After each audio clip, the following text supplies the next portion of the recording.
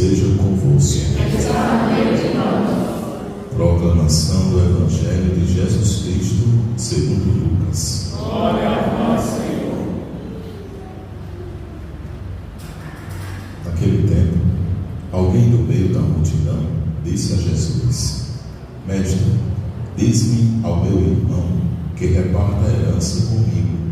Jesus respondeu: Homem, quem me encarregou de julgar ou de dividir vossos bens?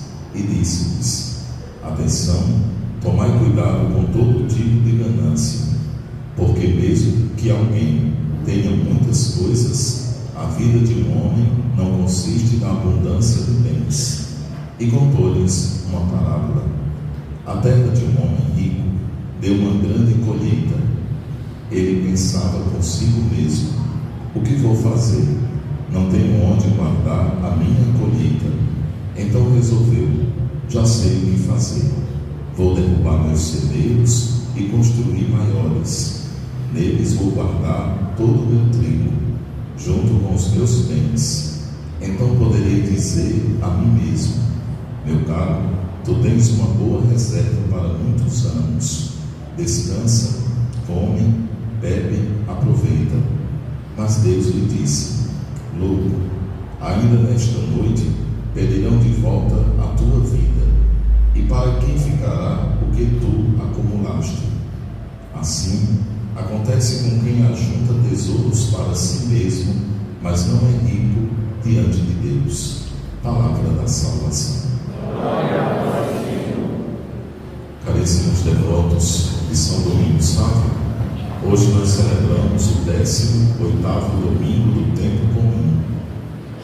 O que é a vida para nós? Como manifestamos a vida que Deus nos oferece? Quais são os elementos que nos distinguem da maldade e da perversidade? Quais são os sinais na nossa vida que testemunham que nós somos filhos de Deus? Existem várias letras de canções que falam sobre a vida. Gonzaguinha escreveu uma bela composição: o que é a vida?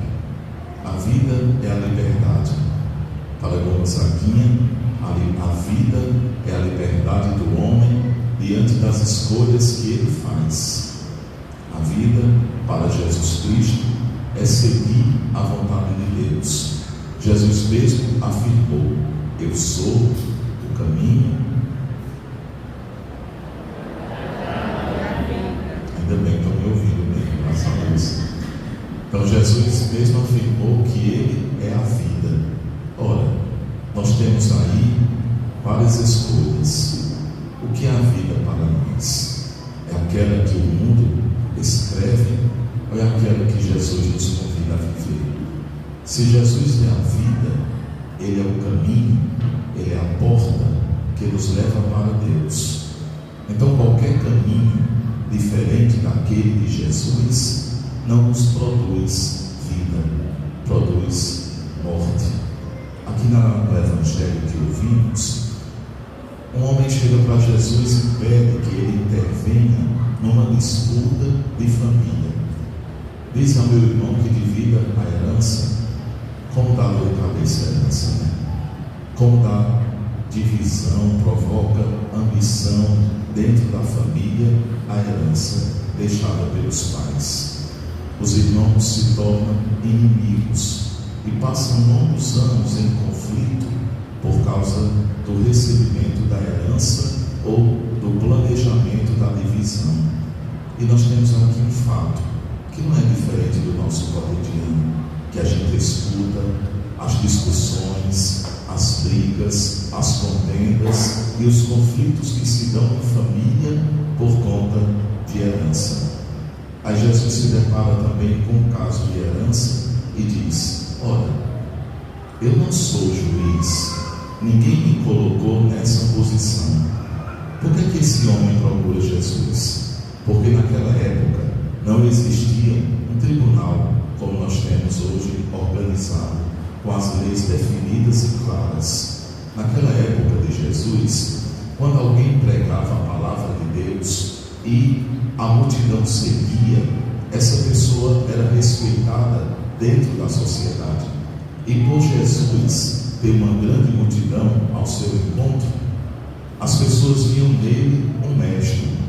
Só chamavam mestre os rabis, os doutores da lei, ou aqueles que tinham uma eloquência na palavra.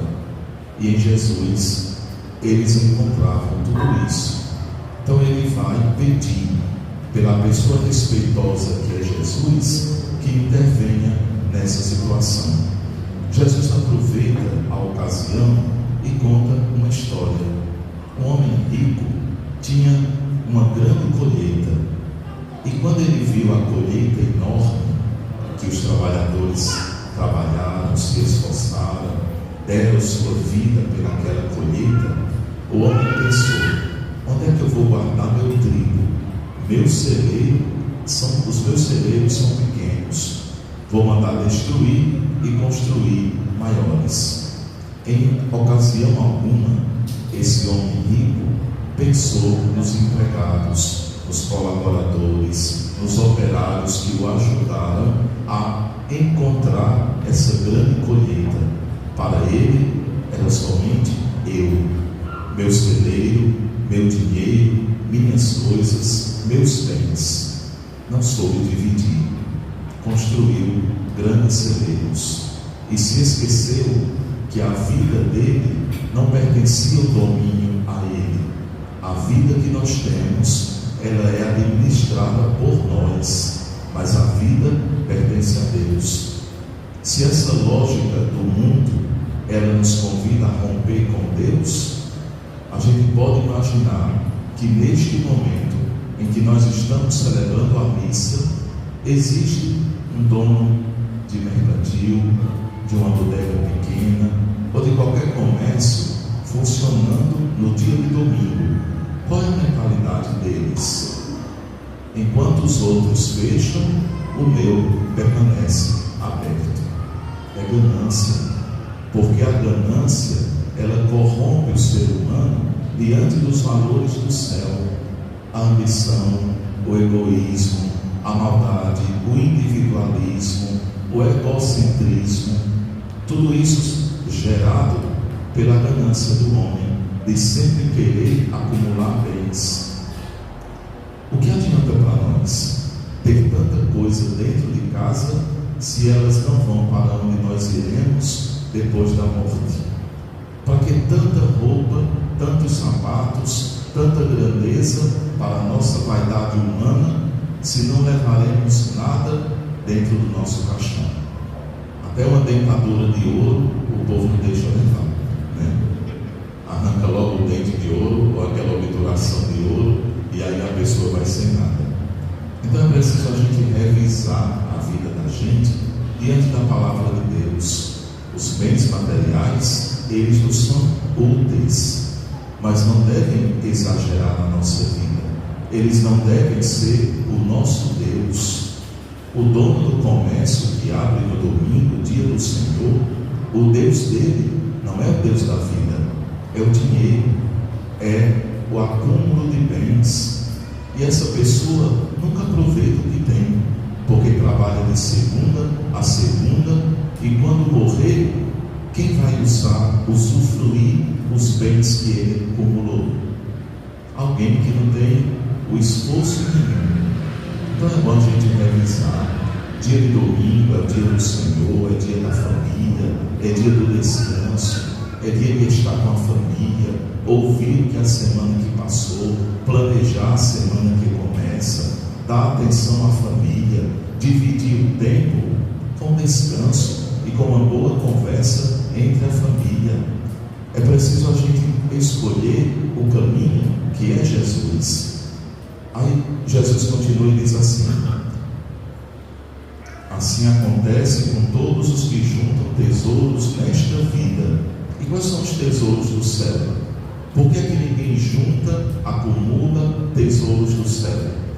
Caridade, bondade, esperança, paz, felicidade, uma palavra justa, uma palavra na boa medida quando a pessoa precisa.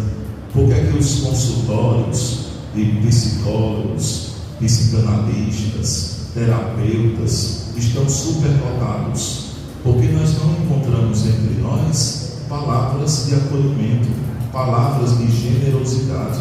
Nós hoje não sabemos mais oferecer um conselho para alguém, porque estamos preocupados com a nossa própria vida e ocupados com as coisas deste mundo e nos esquecendo das coisas de Deus.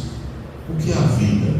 Será que a vida é como esse pensador contemporâneo nos diz? Deixa a vida me levar para onde eu não sei. Qual o caminho que estamos tomando?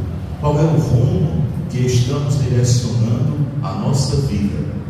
Irmã Dulce, a vida dela foi conduzida pela luz da cruz. Irmã Dulce via Jesus Cristo nos flagelados, nos pequeninos, naqueles que estavam com fome, e ela resolveu sair do convento ao encontro desses pequeninos que necessitavam de sua ajuda e de sua presença. Ela não tinha bens materiais a oferecer, mas ela tinha a palavra, ela tinha o conforto, ela tinha a ternura de saber acolher o sofrimento do outro. E dessa forma, a vida vai se mostrando para nós de maneira tão complexa, e a gente vai aproveitando cada dia e vai analisando junto ao Deus toda a riqueza da nossa vida. A primeira leitura do livro do Eclesiastes começa dizendo: vaidade das vaidades, tudo é vaidade. Vamos trocar essa palavra vaidade por vazio. Tudo é vazio. Para o autor sagrado, toda a nossa existência ela é vazia quando preenchemos essa vida com os bens materiais. Somente em Deus encontramos a paz e o repouso, e não nos bens materiais. Aí o autor diz assim: um homem que trabalhou com inteligência, competência e sucesso veio obrigado a deixar tudo para outra pessoa. Quem foi que o obrigou? A sua própria ganância. A palavra de Deus, ela hoje nos convida a observar que enquanto alimentamos a ganância, estamos nos afastando de Deus. Por que o pecado nos fere? Por que o pecado fere a sociedade? Porque nós nos afastamos dos tesouros do céu e vivemos dos tesouros do mundo. E tudo que é do mundo é perecível, acaba, tem um fim. E Deus é o único que nos dá o conforto de viver uma vida melhor. O que é que nos falta no mundo? Paz. O que é que nos falta dentro de uma família? Paz. O que é que nos falta dentro da igreja? Paz. Precisamos ser esse canal de paz, para que, sendo instrumentos de paz, o mundo encontre o amor. E esse amor é o próprio Jesus Cristo. E esse repouso é a vida que Deus nos oferece. Como? Que maneira? Qual é a vida que Deus nos dá? Olhemos aqui para a cruz. Foi por essa cruz que Jesus nos ensinou o caminho do amor. Muitos católicos dizem assim: por que não coloca o ressuscitado no lugar da cruz? Porque a cruz, ela deve nos recordar que Jesus passou pelo sofrimento para encontrar a glória do céu. Seria cômodo para nós ver somente a imagem do ressuscitado, como se nós não sofrêssemos a cada dia. A cruz é o sinal da libertação do homem diante da escravidão do pecado que nos aterroriza a cada dia. As pessoas morrem de fome. Muitos estão morrendo de fome, procurando o que comer e não encontram. Muitos querendo tomar água e não encontram. Precisamos saber partilhar. Precisamos saber dividir a nossa vida com aqueles que nada possuem. E veja que a palavra de Deus não nos convida de maneira direta aos bens materiais, mas a nossa vida. O que é que nós temos? A palavra, o sorriso, a expressão de carinho e a mão para estender ao que precisa. Somente isso basta para nos salvar. A nossa vida como instrumento de paz. Jesus ofereceu alguma coisa? Não. Jesus não deu dinheiro, Jesus não realizou grandes feitos materiais. O que Jesus nos deu foi a vida, e a vida em abundância. Troquemos a vida pelo amor. Jesus nos deu o amor, e o amor em abundância. Quem é o amor? Deus.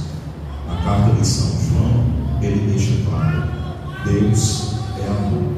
É o amor que Jesus nos ofereceu. A segunda leitura da carta de São Paulo aos Colossenses, São Paulo continua com a mesma temática. Vocês lembram que Colosso foi invadido, a cidade foi invadida por alguns missionários que queriam colocar os seguidores de Cristo na mesma dimensão do judaísmo: não comer carne sacrificada, respeitar o sábado e cumprir as obrigações da lei. Epáfras, amigo e missionário de Paulo, foi ele quem evangelizou Colosso. E Epáfras, vendo como o rumo da evangelização estava diferente, ele vai à prisão em Roma falar com Paulo e pedir que Paulo escreva uma carta direcionada a Colosso, para que o povo entenda. Aí São Paulo, aqui mais uma vez a carta, ela é enorme, já tem 3 domingos. Aí hoje São Paulo diz assim: onde está Cristo? Sentado à direita de Deus. Então devemos desejar as coisas do alto. Não devemos desejar as coisas deste mundo, mas desejar as coisas do alto. Aí São Paulo continua e diz: a vossa vida está escondida com Cristo e em Cristo. Quando Cristo aparecer na nossa vida, será o triunfo para a humanidade. Ou seja, quando Cristo for tudo em nós, a paz reinará na face da terra. Mas para que essa paz aconteça, São Paulo diz assim: é preciso fazer morrer o homem velho para nascer o homem novo. Quem é o homem velho?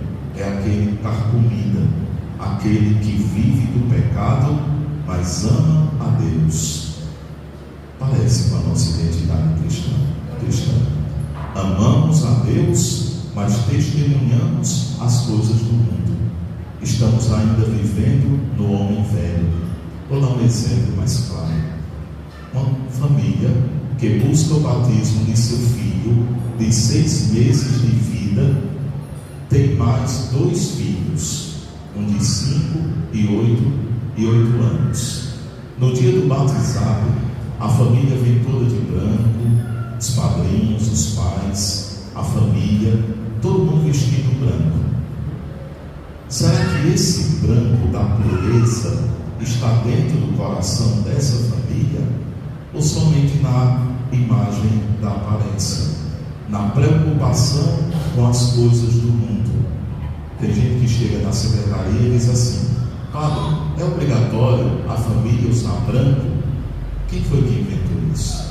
O branco é para quem vai receber o sacramento do batismo, mas outra pessoa não. Agora pode usar o branco, é claro, mas a inocência do branco deve estar dentro do coração da pessoa e não aparentemente fora. Aí a criança vem, recebe o batismo, os 2 irmãos voltam para casa e ficam se perguntando: o que é o batismo? Para quem foi que Gustavo foi batizado? Pergunte a uma criança para que é o batismo.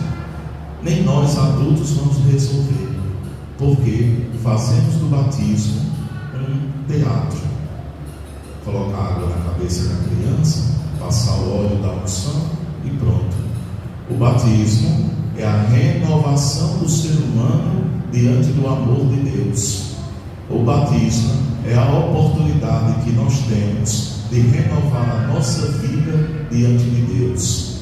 Essas 2 crianças que voltam para casa e veem a família agir da mesma maneira, com mentira, ganância, com ódio. O que é o batismo para ele? Apenas um teatro. O que é o batismo na igreja? É a conversão de vida, é a mudança de vida, porque os pais vão enxertar em Cristo essa criança que acaba de chegar e ser batizada, para que ela viva uma nova vida. Quem é que vai ensinar? A família. É a família responsável para viver a santidade na vida do batismo. São Paulo está dizendo para nós que nós somos enxertados na vida de Cristo, porque a seiva de Cristo é o amor. Jesus próprio é a vida, e a nossa vida humana miserável, ela é enxertada na vida de Cristo, para que a seiva de Cristo transforme a nossa vida. Se o nosso batismo não tem sentido dentro da sociedade, nós estamos como que perdidos, procurando a luz e não encontramos, porque nos deixamos levar, nos alegrar pelas coisas que o mundo nos oferece. A alegria é passageira, depois vem a depressão, a tristeza e o vazio da vida, porque a alegria, ela é constante quando nós estamos em Cristo, como afirma São Paulo, com Cristo, por Cristo e em Cristo. Somente assim a nossa vida terá sentido. O que é a vida? A vida é viver para Deus. Aí a pessoa diz: e por que Deus nos colocou aqui? Por que Deus nos colocou neste mundo?